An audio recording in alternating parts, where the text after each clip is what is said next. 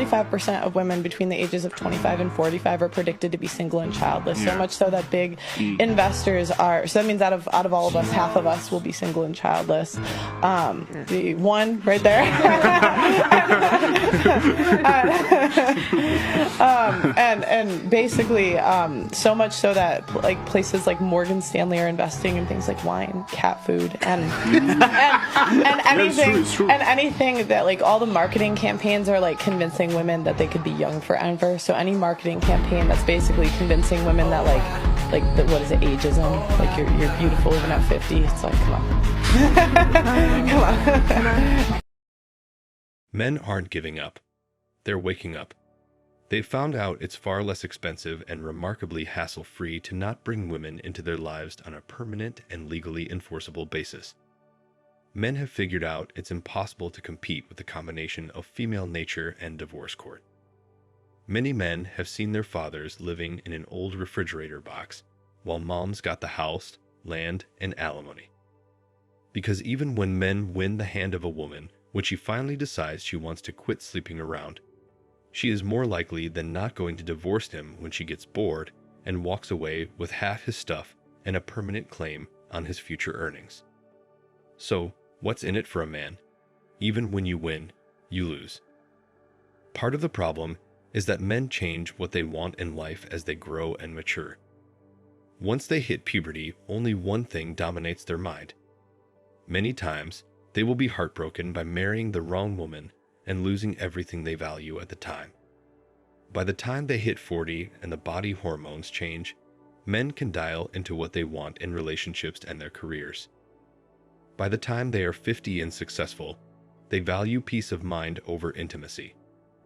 If they can choose, men will be biased towards the beauty of younger women and also their more pleasant demeanor. According to a recent study, 45% of working women between the ages of 25 and 45 will be unmarried, childless, and single by the year 2030. This is an alarming prediction that people should be talking about. 45% of working women is not a small subset of the female population. It's a giant number and practically means every other woman you know. By 2030, more than half of women who are of marriageable age between the ages of 25 and 44 will continue to be single. In 2030, they will be those ages and unmarried, which is a rather steep climb. Indeed, Morgan Stanley commissioned a study so that its investors would know where to invest their money over the next 10 years, since they are so certain about this.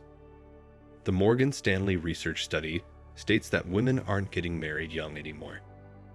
A female author commented on this article on Twitter and said, "We have so many other options for what to do with our lives that getting married is no longer the default option. We're focusing on our careers, going to grad school, traveling, our friends and extended social circles, and taking our time to find the right guy. 2. We aren't having babies like we used to.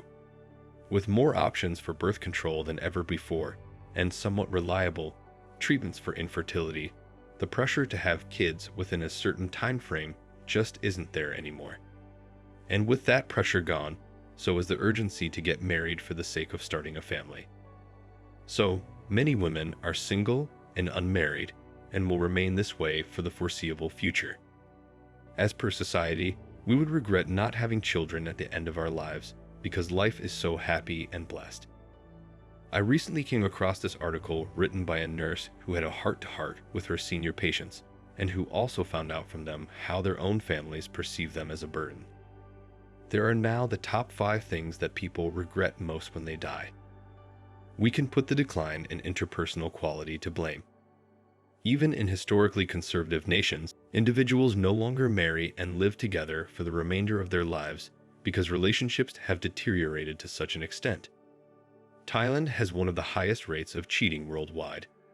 I don't encourage partnerships in the dating scene since most women don't offer much value to guys. If the lady you end up with may quickly go from your life, why would I advise couples to get together and promote international travel? If you ever confront difficulty, you cannot assume that everyone in your nation is like the woman you are trying to escape. Keep in mind, you cannot run away. As a result, Individuals around the world experience the same level of decadence as us, and both countries are seeing an increase in the number of single women and men. One could anticipate that their birth rate would be stable given their conservatism and emphasis on family. There are consequently more single men and women than before. Modern women, on the other hand, are so self-absorbed and naive that they will blow up the family, ruin the inheritance, and run with the money because they are driven to make bad choices for everyone. The Bible claims that the desire for material prosperity is the source of all evil. Future generations of women will show this by divorcing for no other reason than their own satisfaction on a regular basis. Women and family members are the weakest links since they may be wolves in sheep's clothing. The wealthy will always succeed in their endeavors. It is terrible that most of us have already reached this point or will never be able to attain elite status as a result of a woman's unwillingness to commit to a relationship. According to research, families with just one person increased from 4.9% in 1990 to 14.5% in 2010. Of the 200 million estimated unmarried adults in China in 2018, more than a third live alone. Due to the elderly's tendency to live alone, the economy has prospered. Due to increased development and economic opportunity, the commercial and industrial sectors increasingly serve as the center of society. Industrialization plays its part indeed. As a result of industrialization, many young people are leaving the agricultural workforce. Unprecedented levels of urbanization have occurred in rural areas, and there has been an internal movement of people from the countryside to the metropolitan urban cities that are sprawled across the large country. When we talk about dating older women who might have made bad choices in their lives or through their own will, now find themselves in a position where they're successful and have all the money they want, but have missed out on the chance of starting a family and raising kids, I think such women will find it increasingly difficult to attract men, and even if they do attract men, they're going to have a very tough time managing and keeping that relationship intact. Realistically, most men would not date older women if they could objectively evaluate them, determine their genuine value, and realize they are getting a bad deal. This explains why men are so often restrained by, and prevented from thinking properly by shame. The truth is that older women have a lot more baggage that they haven't dealt with. It's almost like every single thing that has happened in their lives, they put it in a sturdy burlap bag that they throw over their shoulders and carry around like it's a badge of honor. My opinion, and it's not just an opinion, it's based on talking to and observing, counseling, and helping dozens of men, and knowing their situations with middle-aged women. It's that middle-aged women are not desirable or exciting to be with. They have high expectations and fail to realize that men also need that rush of adrenaline when they're with a woman. If all a woman can bring to the table is worry, baggage, and problems, then it's just not worth it to be in a relationship with them. I want you to know that a man who doesn't care about shame and behaves as he pleases is unmanageable for women. Men won't escape the humiliation that has been put up to keep them from ending their relationships with older women until they stop caring about what other women think of them in public. So, it really is doomed for women who are way past their marriageable age and haven't had any children. Society should not put the blame for that on men.